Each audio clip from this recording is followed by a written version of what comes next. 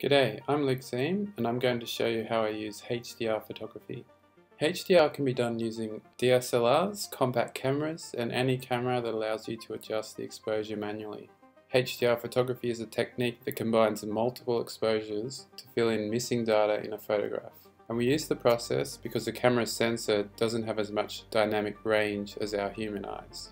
This is a perfectly exposed image, but we see down here in the lower regions of the image it's too black.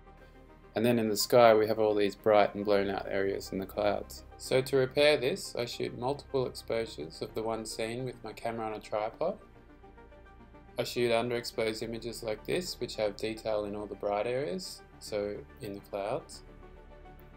I then also take some overexposed images that will record the missing data in all the dark areas, so down here in the foreground and also in the shadows of the skyscrapers over here.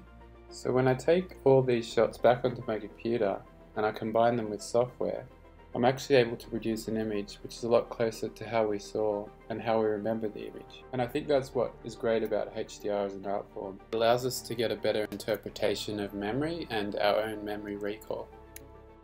Here we see a single raw file of the Sydney Opera House, which according to our camera is perfectly exposed.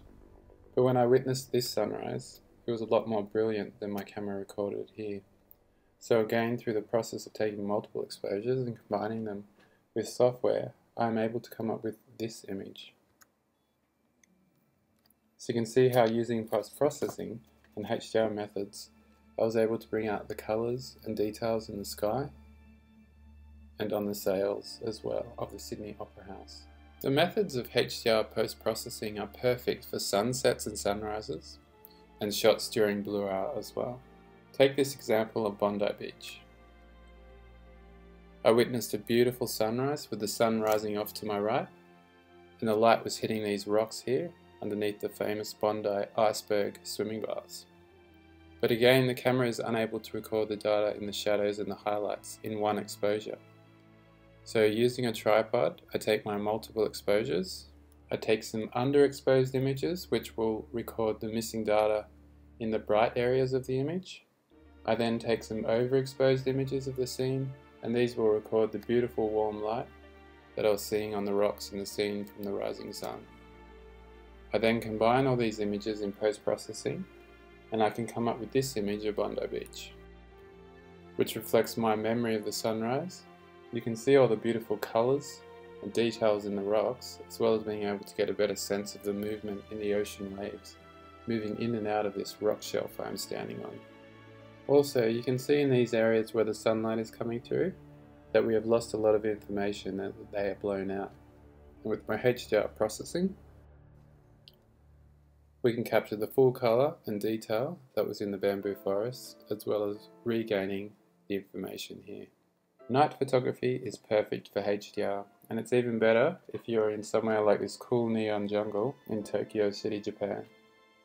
This is a single raw before the post-processing, and here you can see Tokyo in full HDR after processing.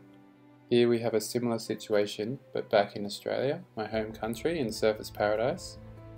Not only do you get a lot more detail in these buildings, but you can see the sky and clouds have become brighter, much like I remember them being that night, the moon behind the clouds. HDR is not only limited to colour images. In scenes where we think it will benefit from the process, we can do a black and white workflow, and I usually use it in images that have dramatic lines or spaces. I've got two more examples to show. This one gives you an example of a HDR image shot during blue hour. Blue hour to photographers is that hour after sunset and just before the night sky has turned black. We can see the last fading colour in the sky of the setting sun over here on the left, and then on the right we can see that darker blue-black of night coming across from the east. Now, when we use our HDR processing, you can see this image of King Street Wharf really pops out at you. And we can see how much colour and tone we were able to regain. And this image is much more like what I remember standing there on Piermont Bridge and looking down on the water. My final image shows how you can use HDR processing to shoot through water, and in the same respect, glass as well. So here is one of the single raw shots before processing, and here is our after. So you can see how the technique allows us to see all the way to the bottom of the rock pool, and this is in Coogee Beach, Sydney. Thanks for watching. If you want to find more of my work or learn more about HDR photography, you can head to lukezeme.com.